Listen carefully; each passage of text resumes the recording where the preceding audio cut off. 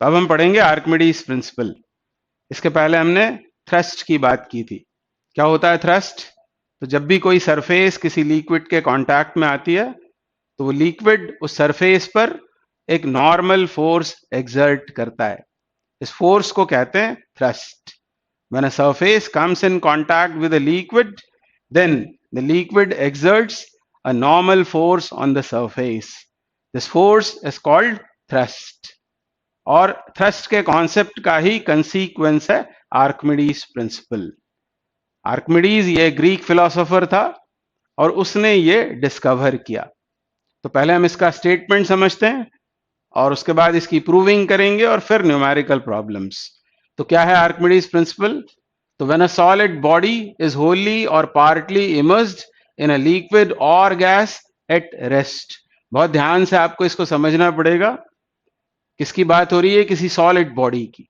जब किसी solid body को किसी लिक्विड या गैस में होली या पार्टली इमर्स करते हैं तो याद रखेंगे कि वो सॉलिड बॉडी होली या पार्टली इमर्स्ड हो, दोनों बार आर्किमिडीज प्रिंसिपल वैलिड होगा। और उस सॉलिड बॉडी को या तो हम लिक्विड में इमर्स करेंगे या गैसेस में। हायर क्लासेस में आप पढ़ेंगे कि लिक्विड्स और गैसेस को कंबाइनली बोला जाता है फ्लूइड। फ्लूइड मतलब दोज विच कैन फ्लो। तो आगे आप पढ़ेंगे कि liquids and gases are called fluid. और 11th में जाके आपको पढ़ना है फ्लूइड मैकेनिक्स, मतलब स्टडी ऑफ फ्लूइड्स। और फ्लूइड मैकेनिक्स की होती हैं दो ब्रांचेस, एक होती है हाइड्रोस्टैटिक्स और एक होती है हाइड्रोडायनामिक्स। हाइड्रोस्टैटिक्स मतलब फ्लूइड्स एट रेस्ट की स्टडी। तो ये जो आर्किमिडीज प्रिंसिपल है ये हाइड्रोस्टैटिक्स का प्रिंसिपल है। वो लिक्विड या गैस होना चाहिए रेस्ट में। तो when a solid body is Holi or partly immersed in a liquid or gas at rest, then it experiences a resultant upward thrust। तो thrust तो आपको आ गया होगा समझ में। thrust मतलब फोर्स जो लिक्विड सॉलिड पर एक्सर्ट करता है। तो जब किसी सॉलिड बॉडी को किसी लिक्विड या गैस में पार्टली या होली इमर्स करते हैं तब उस बॉडी पर एक रिजल्टेंट अपवर्ड फोर्स एक्ट करता है या रिजल्टेंट अपवर्ड थ्रस्ट एक्ट करता है। कई सारे थ्रस्ट एक्ट करेंगे और एक होगा उनका रिजल्टेंट। तो अपवर्ड डायरेक्शन में ये रिजल्टेंट फोर्स एक्ट करता है which is called buoyant force और अपथ्रस्ट। और इसी रिजल्टेंट अपवर्ड फोर्स को कहते हैं बॉयंट फोर्स या अपथ्रस्ट। और ये प्रॉपर्टी कहलाती है buoyancy. Actually Archimedes principal buoyancy की बात करता है। लिक्विड की ये प्रॉपर्टी है कि वो सॉलिड पर एक रिजल्टेंट अपवर्ड थ्रस्ट एक्सर्ट करेगा। इसको कहते हैं buoyant force. This upthrust is equal to the weight of the liquid displaced. और ये अपथ्रस्ट की वैल्यू कितनी होगी? तो जब सॉलिड को उस गैस में या किसी लिक्विड में इमर्स करेंगे तो लिक्विड डिस्प्लेस होगा। वो जो डिस्प्लेस लिक्विड होगा उसके वेट के बराबर होगा इस अपथ्रस्ट का वैल्यू। क्या बोला है? This upthrust is equal to the weight of the liquid displaced. अभी हम इसको प्रूव भी करेंगे। तो स्टेटमेंट बहुत अच्छे से आपके दिमाग में होना चाहिए। When a solid body is wholly or partly immersed in a liquid or gas at rest, then the solid body experiences a net upward force या net resultant भी कह सकते हैं उसे। नेट या रिजल्टेंट अपवर्ड फोर्स वो experience करती है बॉडी और इस फोर्स को कहते हैं बॉयंट फोर्स। प्रॉपर्टी कहलाती है बॉयंसी और ये बॉयंट फोर्स होता है equal to the weight of the liquid displaced. तब हम आर्किमिडीज प्रिंसिपल को डिराइव करेंगे, उसका फॉर्मूला अभी हम प्रूव करेंगे। आगे बढ़ते हैं। तब आर्किमिडीज प्रिंसिपल की प्रूविंग। तो हम एक लिक्विड सपोज करेंगे। सबसे पहले उस लिक्विड की डेंसिटी सपोज कर लेते हैं रो। मान लो यह है वो लिक्विड, ये उसकी फ्री सरफेस है, नीचे पूरा लिक्विड है और उसकी डेंसिटी है रो। ये रो एक ग्रीक अल्फाबेट है, इससे डरने की जरूरत नहीं है। जैसे इंग्लिश के अल्फाबेट्स होते हैं ABCD, वैसे ये है RHO, रो, ग्रीक अल्फाबेट। तो एक लिक्विड है, उसकी डेंसिटी हमने सपोज कर ली है रो के बराबर। और एक सॉलिड बॉडी कंसिडर करेंगे। सिंप्लिसिटी के लिए हम यहां कंसिडर कर रहे हैं एक सिलेंडर। यह सिलेंडर आर रेडियस और एच हाइट का, आर रेडियस और एच हाइट का ये सिलेंडर। तो आप जानते हैं रेगुलर सिलेंडर है, तो इसका जो एरिया ऑफ बेस होगा वो कितना होगा, वो होगा पाई आर स्क्वायर। उसको हमने सपोज कर लिया है कि वो है ए।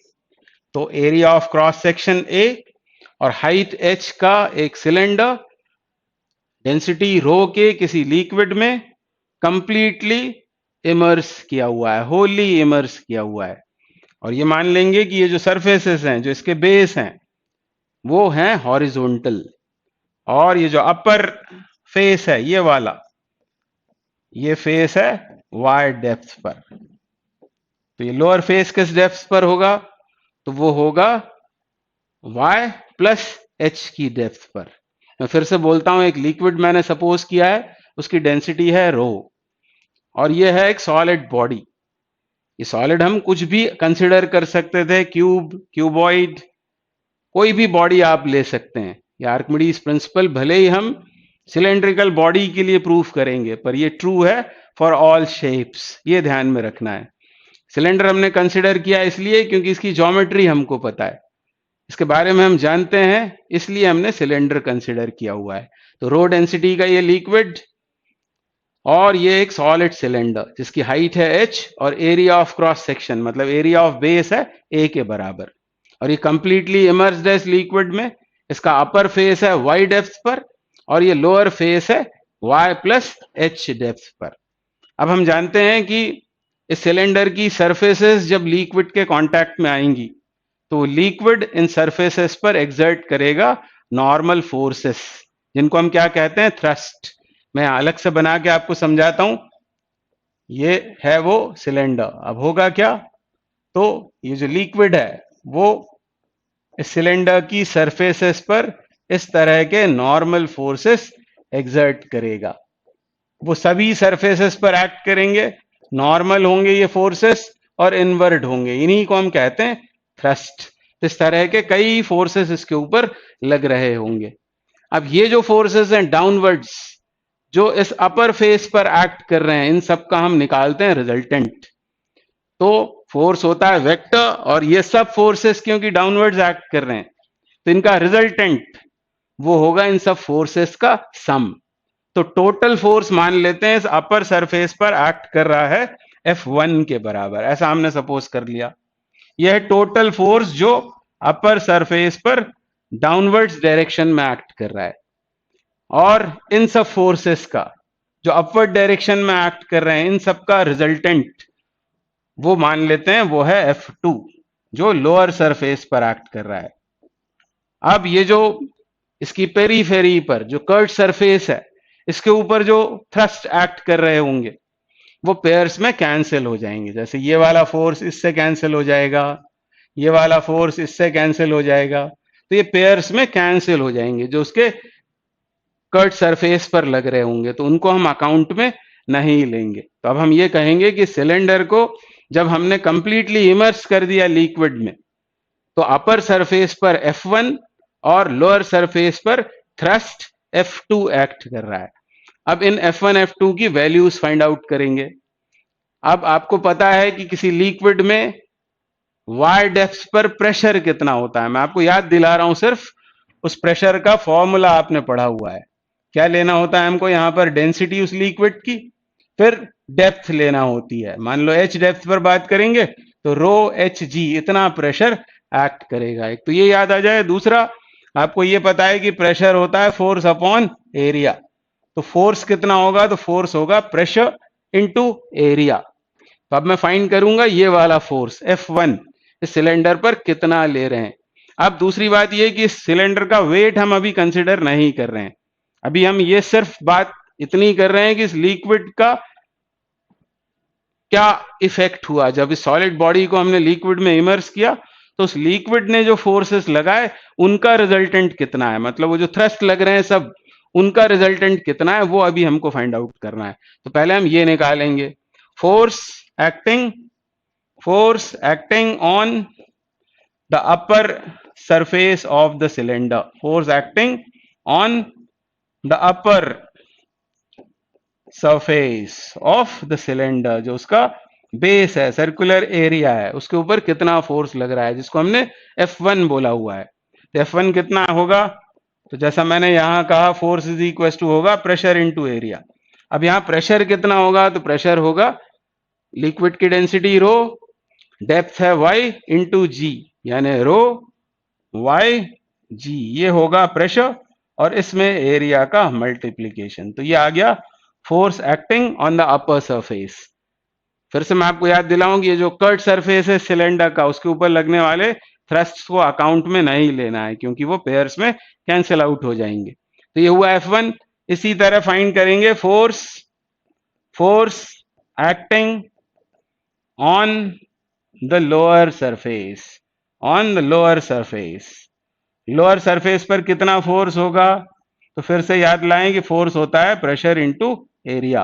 तो प्रेशर कितना होगा, तो अब डेप्थ कितनी हो गई है y प्लस एच, तो रो डेंसिटी लिक्विड की into y plus h into g, area इसका भी a है, तो इंटू a, ये हो गया F2।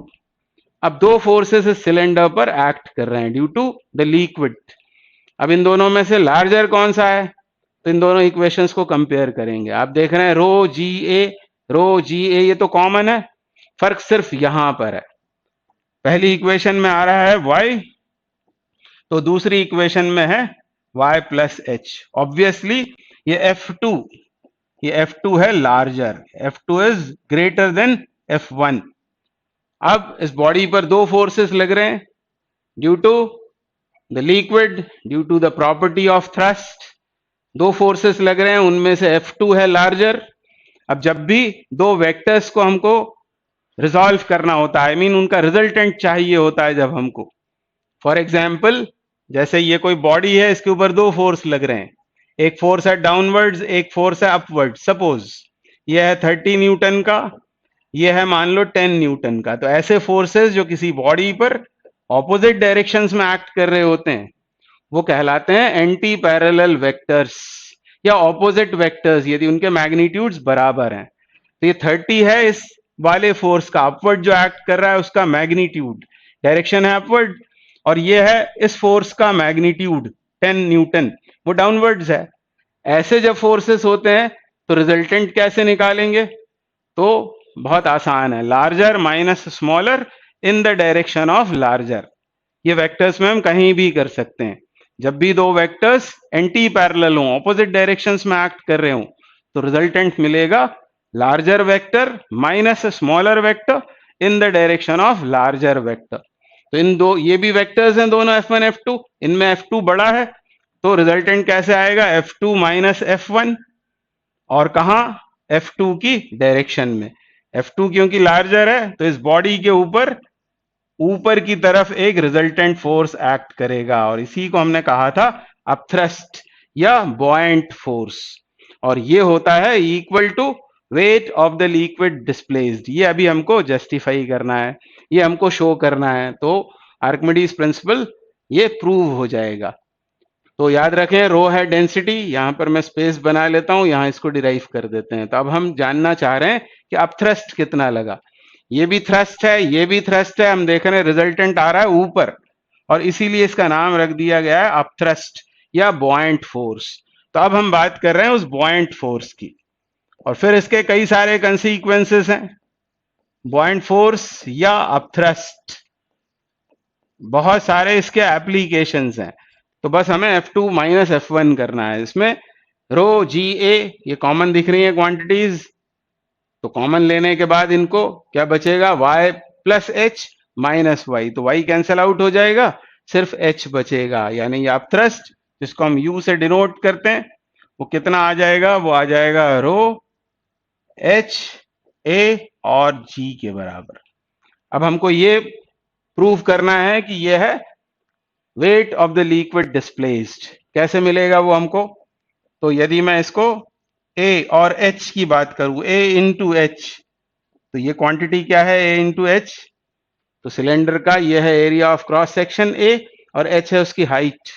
तो आपने पढ़ा हुआ है वॉल्यूम का फॉर्मूला सिलेंडर का, पाई आर स्क्वायर h, उस पाई आर स्क्वायर को ही हमने a बोला हुआ है, इंटू एच, यानी ये AH और कुछ नहीं बल्कि यह है वॉल्यूम ऑफ द सिलेंडर, यह है वॉल्यूम ऑफ द सिलेंडर।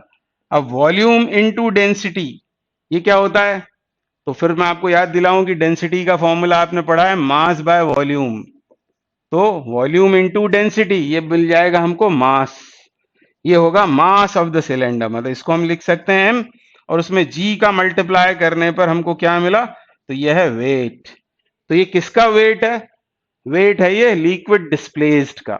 जहां जहां सॉलिड होगा वहां से वो लिक्विड डिस्प्लेस हो जाएगा, और वो डिस्प्लेस यदि हो गया है तो उसका वेट यदि हम फाइंड कर लें तो ये होगा अपथ्रस्ट के बराबर। आप ध्यान से देखें, यहां अभी हमने वेट की बात नहीं की है, अभी हम सिर्फ अपथ्रस्ट की बात कर रहे हैं कि इस लिक्विड में सॉलिड को इमर्स करने पर नेट फोर्स कितना एक्ट करता है या नेट थ्रस्ट कितना होता है। तो नेट थ्रस्ट होता है wait of the liquid displaced, ये हमको याद रखना है, wait of the liquid displaced. तो अभी सिर्फ हमने बात की है अपथ्रस्ट की, अभी सिर्फ हमने अपथ्रस्ट की बात की है। इसके बाद अभी हम बात करेंगे कि क्या होता है रियल वेट, क्या होता है अपैरेंट वेट, वो सब आगे की बातें हैं। मैं जल्दी से इसको फिर से रिवाइज करता हूं। क्या मैंने कहा आपसे कि रो डेंसिटी के किसी लिक्विड में हमने एक सॉलिड बॉडी को इमर्स कर दिया, फिर ये देखा कि उसके ऊपर थ्रस्ट कौन कौन से लग रहे हैं, जो लिक्विड की प्रॉपर्टी है। लिक्विड के कांटेक्ट में आने वाली सरफेस पर नॉर्मल इनवर्ट फोर्सेस लगते हैं, उनको कहते हैं थ्रस्ट, जो मैंने आपको यहां समझाया था। ये वाले जो हैं टूवर्ड्स राइट या टूवर्ड्स लेफ्ट एक्ट करने वाले थ्रस्ट, ये तो कैंसल आउट हो जाते हैं, ये बच जाएंगे। डाउनवर्ड्स फोर्स मैंने सपोज कर लिया है F1, और अपवर्ड यह है F2, ये दोनों थ्रस्ट ही हैं। थ्रस्ट जो है वो कुछ और नहीं होता, वो फोर्स ही होता है। फिर F1 F2 फाइंड आउट किया हमने इस फॉर्मूले से, प्रेशर इनटू एरिया के फॉर्मूले से। प्रेशर के लिए ये फॉर्मूला लगाया हमने, फिर F1 F2 आ गए, फिर ये देखा कि इनमें से कौन सा लार्जर है, हम देख रहे हैं F2 लार्जर है, तो F2 माइनस F1 कर दिया, तो हमको मिल गया अपथ्रस्ट। और फाइनली क्या प्रूव हो गया कि अपथ्रस्ट होता है wait of the liquid displaced. अब जब भी आप इसको फाइंड करेंगे अपथ्रस्ट को, तो क्या क्या आपको चाहिए होगा अपथ्रस्ट जब फाइंड कर रहे होंगे? तो यहां देखें ध्यान से, अपथ्रस्ट जब फाइंड करेंगे तो हमको चाहिए वॉल्यूम, सबसे पहले volume of the liquid displaced. वो जो सॉलिड है वो या तो कंप्लीटली इमर्स्ड होगा या फिर पार्टली इमर्स्ड होगा। तो हमको ये देखना है कि कितना वॉल्यूम लिक्विड का हट गया, और लिक्विड का वॉल्यूम कितना हटेगा, जितना कि सॉलिड उसमें इमर्स होगा। यानी वॉल्यूम आप किसी का भी ले सकते हैं, volume of the solid immersed या volume of the liquid displaced.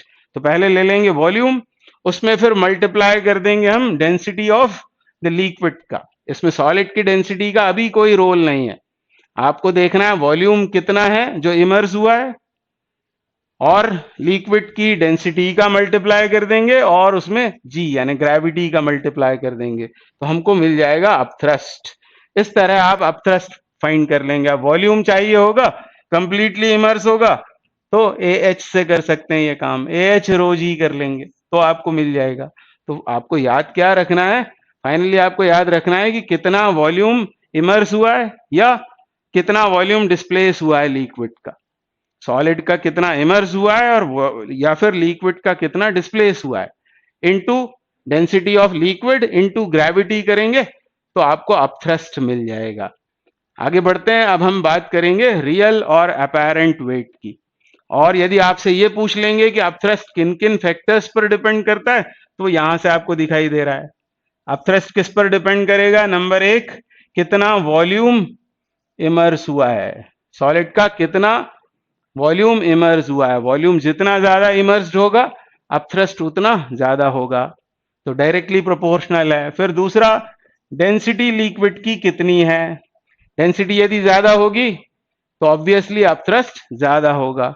तीसरा, वो डिपेंड करता है जी के ऊपर, जी यानी एक्सेलरेशन ड्यू टू ग्रेविटी पर, तो जी की वैल्यू यदि ज्यादा होगी तो अपथ्रस्ट भी ज्यादा होगा। तो ये अपथ्रस्ट को अफेक्ट करने वाले फैक्टर्स हैं। तो अब आगे बढ़ते हैं, आर्किमिडीज प्रिंसिपल के कुछ एप्लीकेशंस करेंगे, न्यूमेरिकल प्रॉब्लम्स करेंगे, एनटीएससी में ओलंपियाड्स में आई हुई प्रॉब्लम्स, आपके टेक्स्ट बुक एक्सरसाइजेस की प्रॉब्लम सॉल्व करेंगे। और उसके पहले आर्किमिडीज प्रिंसिपल का रिकैप, और कुछ इंपॉर्टेंट पॉइंट्स। इस चैप्टर में सबसे पहले आपने पढ़ा अपथ्रस्ट। अपथ्रस्ट या उसको कहते हैं बॉयंट फोर्स। तो जब भी न्यूमेरिकल्स में अपथ्रस्ट या बॉयंट फोर्स की बात हो तो आपको क्या याद आना चाहिए? ये बॉयंट फोर्स क्या होता है? तो यह है the force exerted by the liquid on the solid when a solid body is immersed partly और फुली इन अ लिक्विड। जब किसी सॉलिड बॉडी को लिक्विड में फुली या पार्टली इमर्स करते हैं तो the force exerted by the liquid on the solid. तो इसमें दो बातें याद रखें कि अपथ्रस्ट कुछ और नहीं, एक फोर्स है। दूसरा ये फोर्स है जो लिक्विड ने सॉलिड पर एक्सर्ट किया हुआ है। तो the force exerted by the liquid on the solid in upward direction, और इसीलिए इसको अपथ्रस्ट कहते हैं। अब क्योंकि एक फोर्स है तो यूनिट्स क्या होंगी इसकी? तो एसआई यूनिट क्या होगी? तो एसआई यूनिट होगी newton. SI unit of upthrust और बॉयंट फोर्स इज न्यूटन। और सीजीएस यूनिट क्या होगी? तो सीजीएस यूनिट होगी dyne. CGS unit is dyne. और न्यूटन और डाइन में क्या रिलेशनशिप है? तो 1 newton equals to 10 raised to the power 5 dyne. This is relation between newton and dyne. अब दो और यूनिट्स यूज होती हैं, उसमें से एसआई में एक यूनिट यूज होती है, उसको कहते हैं केजीएफ। फुल फॉर्म है इसका किलोग्राम फोर्स।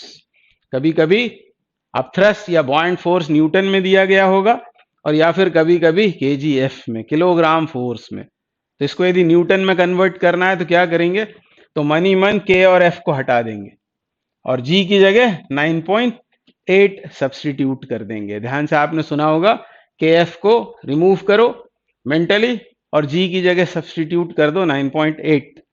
तो 1 kgf ये होता है 9.8 न्यूटन के बराबर। इसी तरह सीजीएस में यूनिट यूज होती है ग्राम फोर्स।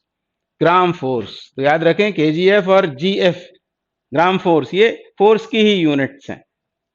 अब इसको यदि कन्वर्ट करना है आपको डाइन में तो मन ही मन में आप किसको हटा देंगे? एफ को, और जी की जगह सब्स्टिट्यूट कर देंगे 980।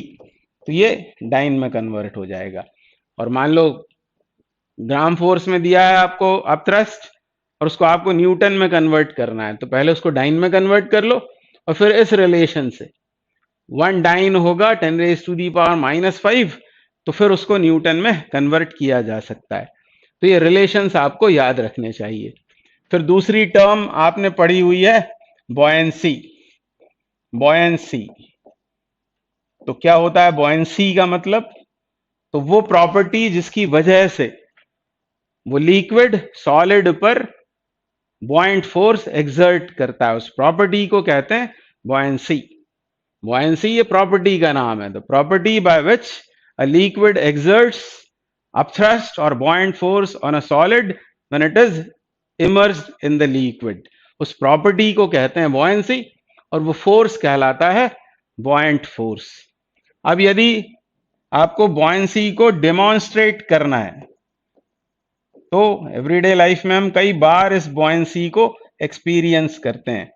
मान लो आपको इसका डेमोन्स्ट्रेशन करना है तो उसके लिए बहुत ही आसान सा एक सरल सा एक्सपेरिमेंट है। आपको करना क्या है? आपकी जो वाटर बॉटल है उसमें यदि पानी भरा हुआ है तो उसको फेंक दें, उसको खाली ही कर लें और अच्छे से उसमें कैप लगा दें, मतलब एयर टाइट कैप लगा दें उसमें। तो वो खाली बॉटल ले लें और फिर क्या करें? पानी से भरा हुआ टब लें और उसमें उस बॉटल को डाल दें। तो क्या देखते हैं आप? वो बॉटल इस तरह से, बॉटल बना के आपको दिखाता हूं क्या होगा। ये है मान लो उस टब का वाटर, नीचे ये यहां है एयर, मतलब ये है उस पानी की फ्री सरफेस। तो जब आप बॉटल उसमें डिप करेंगे empty bottle air tight cap के साथ, तो वो बॉटल उस पानी पर तैरने लगती है और इस तरह तैरती है कि उसका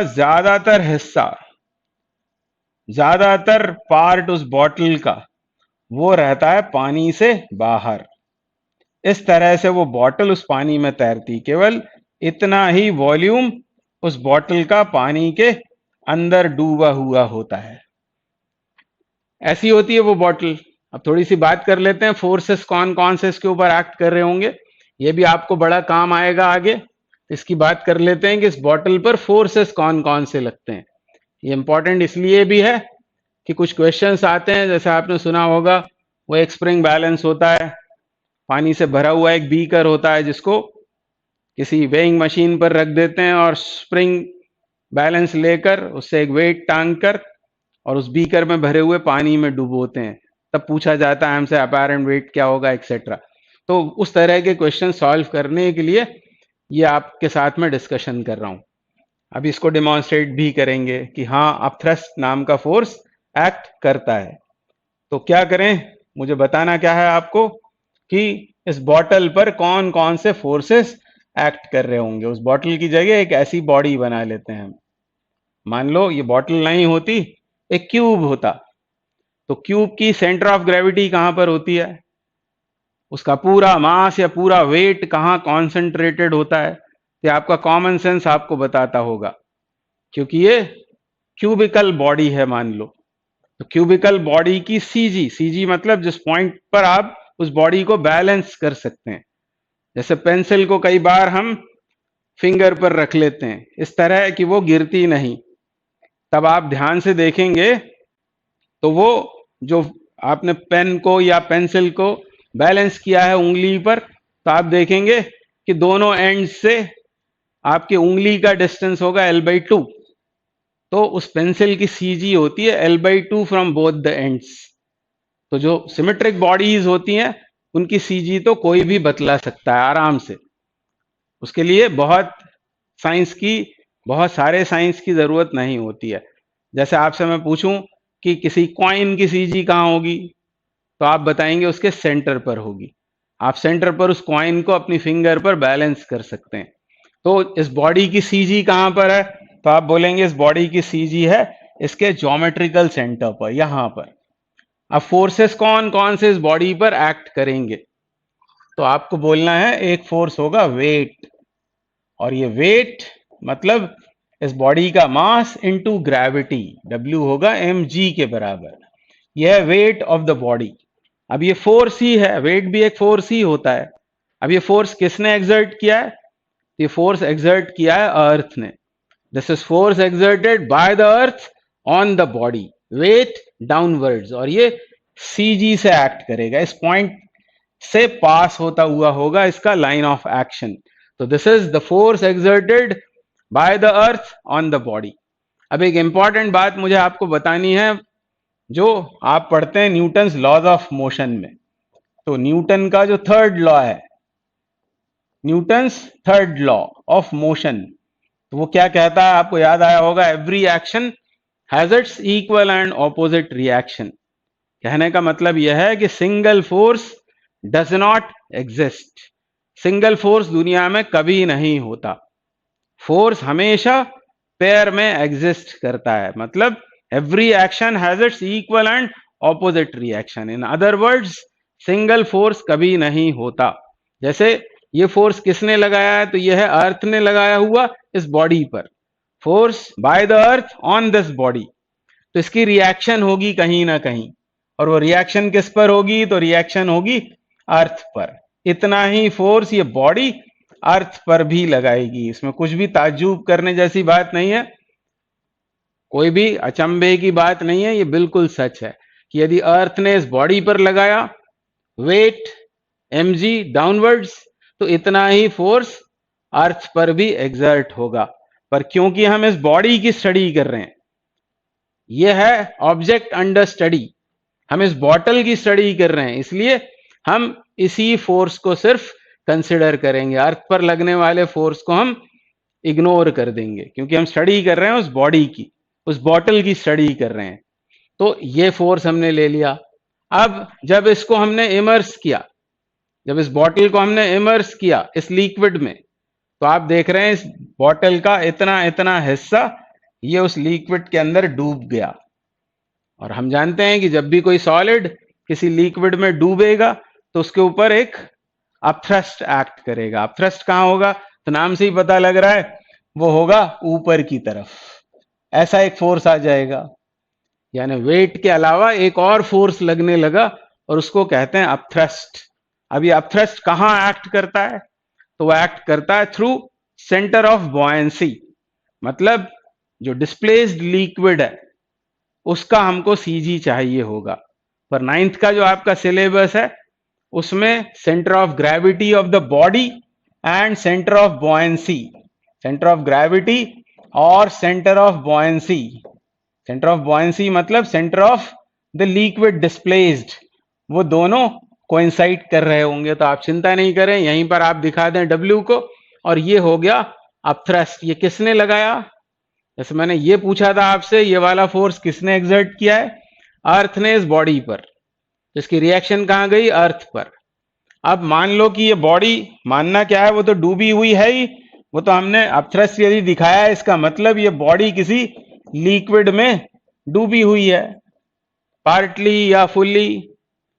तो यह है force by the liquid on the body. तो ऑब्वियसली इस लिक्विड पर इसकी रिएक्शन आई होगी, वो भी यू के ही बराबर होगी।